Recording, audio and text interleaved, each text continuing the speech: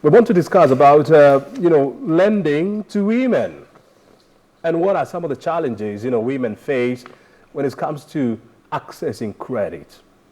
Startling statistics indicate that about 35% of Kenya's loan book by a commercial bank goes to women. 65% goes to men.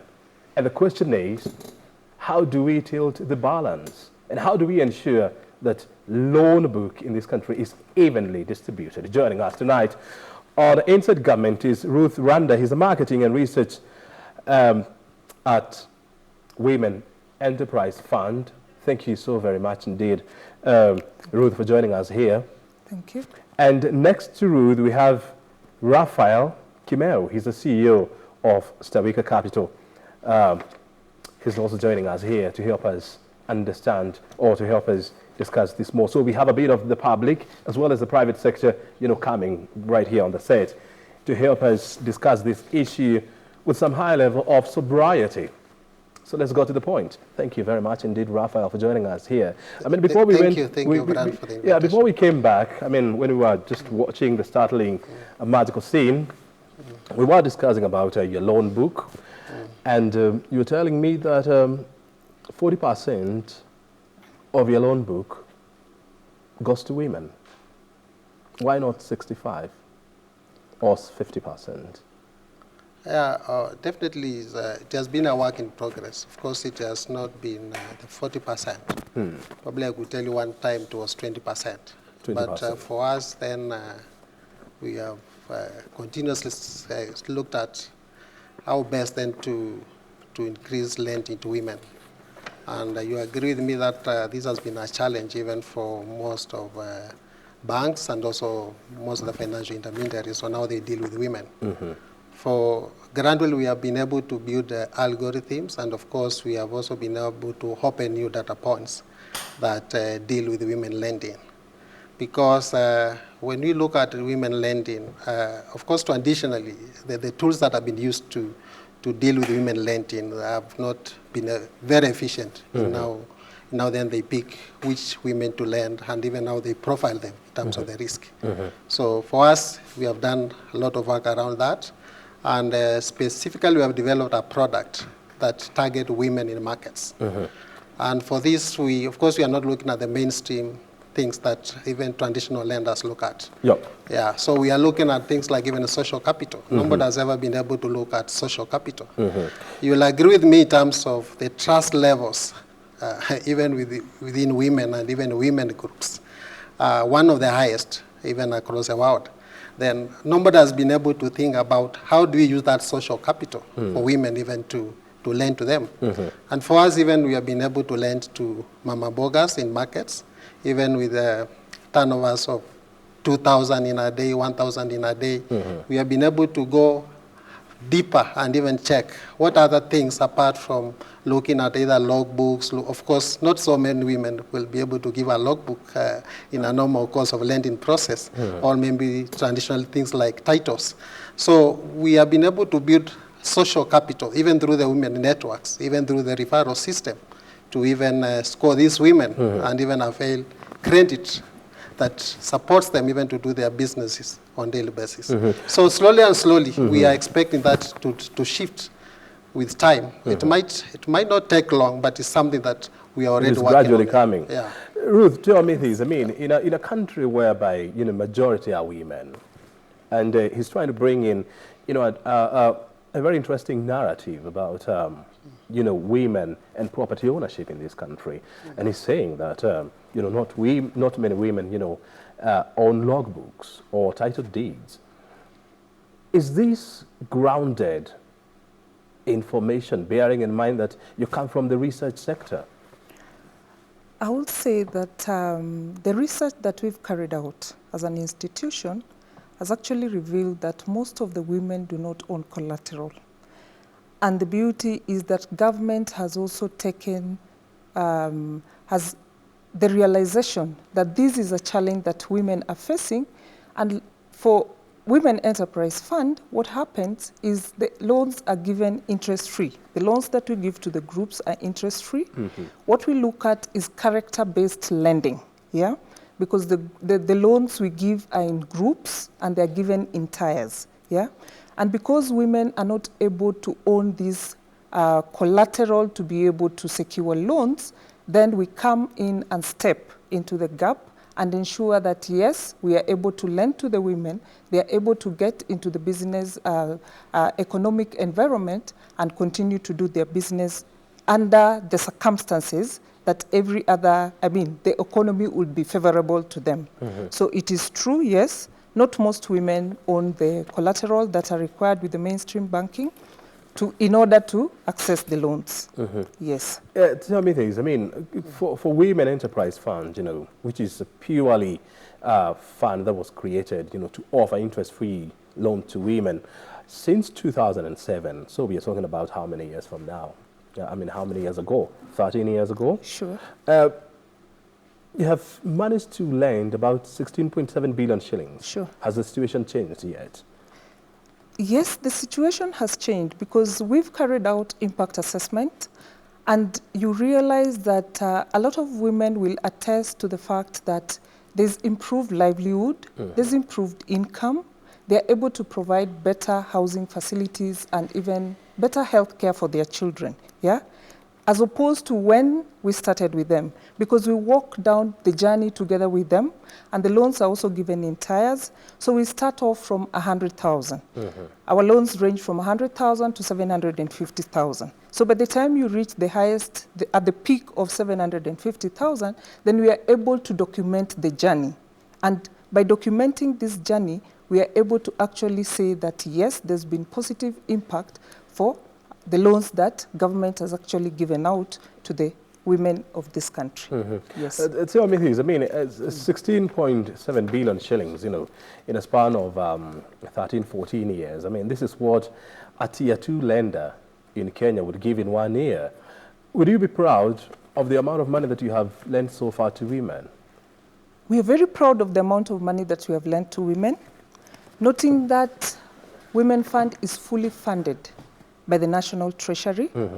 And since inception, the fund has only received 5.5 billion. And being a revolving fund, this has now multiplied to 16.9 billion. That means that there has been impact. We've been able to revolve what government has given us since inception of the fund. The seed capital was 1 billion, and not every other time. Every financial year, the allocation keeps dwindling down. That means we have to look at the aspect of sustainability and how then do we ensure that our women, once they reach the apex of the 750,000, we move them to the next to the next level, which is now linking them to the financial institutions where they have the confidence and they can easily take up loans. Because we believe that at that particular time, now they're able and they have amassed enough wealth that they will be able to secure the loans, some of the loans that they need.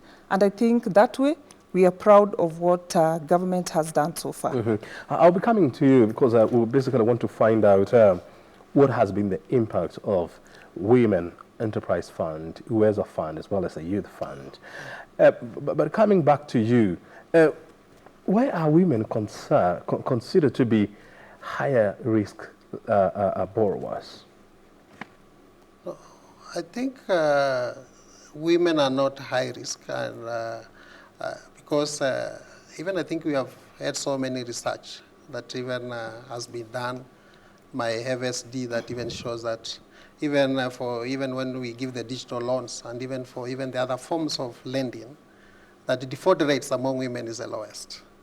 So these data supported the fact that women are actually not risky borrowers. But your argument is not supported by facts on the ground. When you look at, and we were discussing this before, the total loan book in this country, about women constitutes about 35 to 40%. Yeah, I think O'Brien... Which means that, banks do not lend as much to women as they do to men. Yeah, I think, O'Brien, I think we have missed one thing in how we look at women in business and even lending to women. And I think just talking about availing the credit, availing the money is not enough. What we have not done is to package the whole issue of women lending, both in terms of availing credit and also financial literacy. Because if then, probably there are even some women who don't know that there's a fund that exists. There are women also who don't know that probably there are some other avenues in which they can do lending. And even when they obtain this credit, there has also not been enough education on exactly how they manage these funds. There's a possibility that probably a woman takes the first loan, and because of proper education on how they use that money, because that's not what we have been able to find out. Like, we should be able to find out, even when we give them this money, what do they do with the money? Is this money really engaged in production? Because if it's engaged in production, then of course it's likely to be a cycle. Of course, a woman takes 100,000, they put it into business, they engage in production, and they keep growing on the business. So in such a way that then with time we'll be growing the loans, some of the loan book that is lent to women.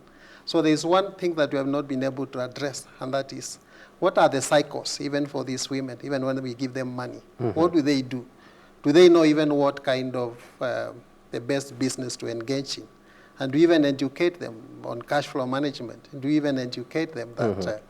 and who should do this, actually? Of course, I will not say this is the government to do this. I think it's for all the stakeholders in this industry, because we have, of course, banks that lend to women.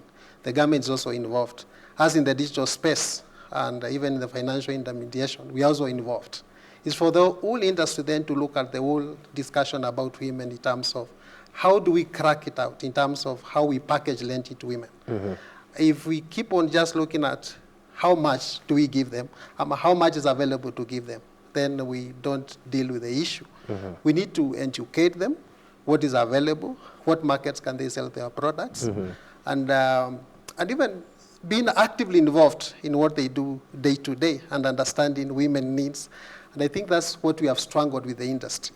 So it's for the policymakers, it's for the banks, it's for the other financial intermediaries to look at the whole issue and say, we have not been able to deal with the women lending in terms of either growing their businesses through lending or even building their credit profiles for them to qualify for bigger loans. Ruth, Yes. Tell me things. I mean, for the last 14 years, that the fund has been in operation. We know for sure that this country, almost 60% of the population is composed of women. Yes. And still, in this category of gender, this is where we have the highest levels of poverty, as compared to the other gender. What has been the impact of WEF in reducing poverty among women? What WEF has done is we look at the women lending component in totality.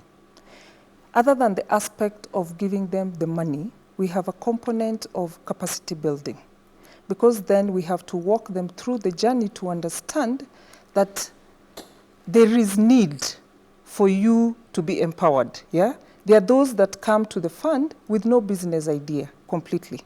So we build their capacity. We have a component on market access and linkages.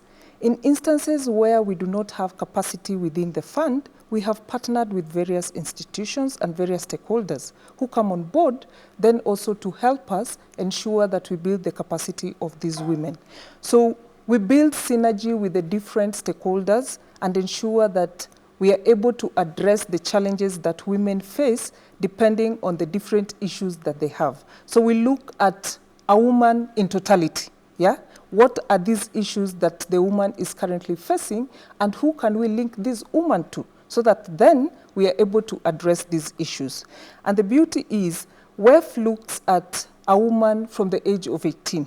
And I would say that women are more advantageous because what government has set aside for women, it cuts across. All the funds that government has set aside, the affirmative funds, they have a component of women lending, yeah? And because the women agenda, yeah, we have to talk about the women agenda and the empowerment agenda, also to just be able to emphasize on the achievements of the SDGs. Yeah? So we try to intermarry the SDGs and bring all the stakeholders on board so that then the women feel at any given time they're not left out completely. There's always a link to something that makes them feel more empowered. So we have various stakeholders on board with different mandates to ensure that these women, at whatever level they come in, we are able to build their capacity. So, Amethyst, there was a proposal by the National Treasury, to merge the Women Enterprise Fund, Uwezo Fund, and Youth Fund into a big bank called a Biashara Bank. What is your views on this? I would say at the moment, at the time when the government thought of merging the three institutions, that was based on the concerns that had been raised, because of course as institutions there will be challenges here and there, but that notwithstanding, because of the kind of target audience that we are looking at, the challenges they face are different. Yeah? So it was envisaged that through the merger, then we were going to have this one big institution that was going to address all the challenges. What was not coming out clearly at that particular time was that even the challenges that the institution faced were not going to be addressed immediately with Biashara Fund. And the reason why there were still the gray areas on how best Biashara Fund would be able to address the challenges at that particular time. Yeah. But the vision for the government was that if we bring these funds together, because the target audience are more or less the same, then we will be able to ensure that we have all these things under one roof, we build their capacity and ensure that we even have a bigger pool to lend to the women, and also ensure that we do not, the mandates are not replicated, because the mandates are more or less the same, the target audience is the same. So the idea was just to have one pool, yeah, and ensure that the target audience benefit, and also we have the financial intermediaries. What we are not able to provide as Women Enterprise Fund, we can actually provide through the Biashara Fund, because as we speak, Women Enterprise Fund only gives group loans, yeah? And there are those women, if we look at the pyramid, we have women who are already over and above the micro and the small businesses, yeah? So they would want to have individual loans, yeah? The Biashara Fund was going to give us an opportunity to have individual loans for these women, as opposed to having the group lending, yeah? The group loans. So in one way or another, that was going to be a good thing for the country, but because of many other reasons, it is the discussion has been put on hold for some time. Yeah. So we still continue to operate as the different affirmative funds, different entities with the different mandates, as we await for the next step. Yeah, even though Parliament has put a freeze on the merging of the three institutions. From where you sit or stand, or even lie, do you think it was a wise move for government to consolidate the three funds into a mega fund? Okay, my thinking is that it's not so much about consolidating the funds. What we need to look at is what purpose do they serve? And also looking at the purpose that they were formed for. How have they performed in terms of those purposes? And I think one of the things that we have not done well, of course, that we need to look at is, do we have data that says, then if it is a Biashara Bank, or is it the Women Fund, like for the last 7 years? Yeah. Do you have the data that says, this is how this fund has performed? It has given loan to this number of women. This number of women have been able to do this kind of businesses. And in terms of supporting the economy, this is the impact of this fund to the economy. How many women have benefited? What are the default rates even within that fund? Do you have data that we can actually look at? So for me, it's more of the purpose, and also analyzing and also looking keenly. Have they achieved that. Because if they are achieving that separately, then well and good. If they are not, then somebody should say, then why are we merging them? And what do we intend to achieve when we merge them?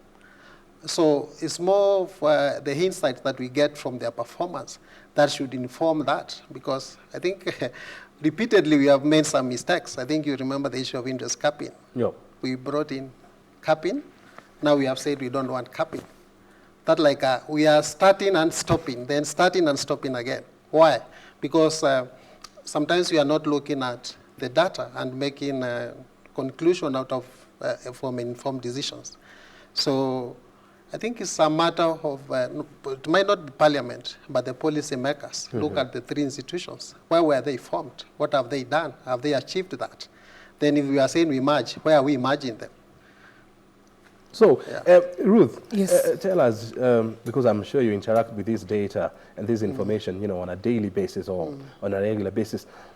Do we have a business model that Women Enterprise Fund can point at and say, this business is as a result of the Women Enterprise Fund? Sure. We have quite a number of... Do you have a success case? We have so many success cases across the country, because Women Enterprise Fund, how we operate, we are in all the 290 constituencies. And in the 290 constituencies, we have 290 officers who are assigned to train the women on different cases, on the business aspect. And as I said earlier, we operate, we leverage on partnerships, So we also have the stakeholders. So there are business models that have actually been that have been replicated out of the Women Enterprise Fund model. And just to mention that we have had countries that have come, Ghana, South Sudan, just to understand how is it that WEF is able to be sustainable, yet we are fully funded by government, to understand the model, the success stories of those women. So a woman can actually stand up and say that I am who I am now because of Women Enterprise Fund. And just to also emphasize the fact that the loans that we give to these women, there's a pre-disbursement training before we lend to the women. It used to be 3 days?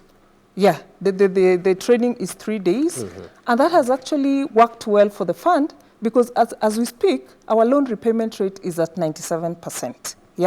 So with 97%, we have so many success stories across the country where women can actually stand up and say confidently that it is WEF that has brought me this far, from where I was to where I am today. And also, we also take, we appreciate what some of our partners are doing. At the moment, we have a partner like Coca-Cola. They have invested money into our programs, in our capacity building, because we realize that if we do not build the capacity of the women and you just give them the loans, somehow they have different needs, The school fees will come on board, or somebody will be sick, and somehow the business will have to suffer. Very well. So the institutions, the stakeholders come on board to build capacity of women. We have peer networks. We build exchange programs for women to be able to learn best practices within the industry, so that then even as we graduate them into the mainstream financial sector, then they are confident enough that this far, whatever we are going to engage in is not something so strange. Because remember, we are working with the women at the lowest pyramid.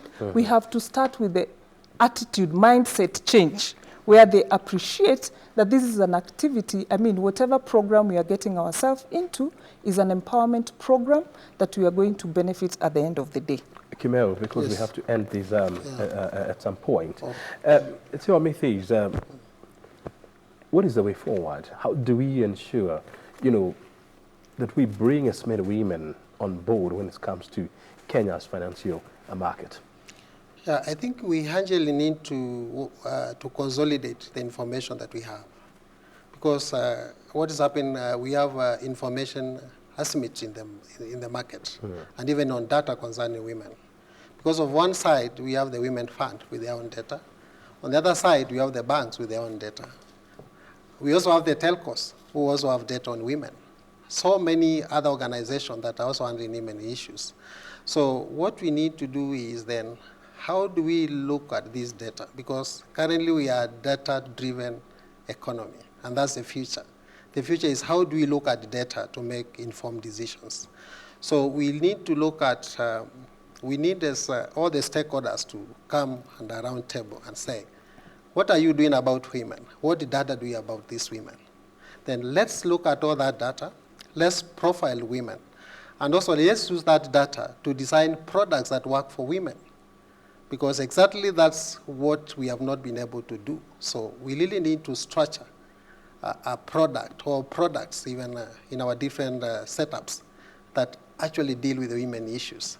That financial literacy has been one of them. Of course, educating them on also technology. Yep. You agree with me in terms of technology. Also, we have some women that are also excluded. So we need to formalize even the informal setup of women. We formalize this so that we're able to pick this data. And then we put all this information together. Let's build products that speak to women and that exactly address the issues of women. Very good. Yeah.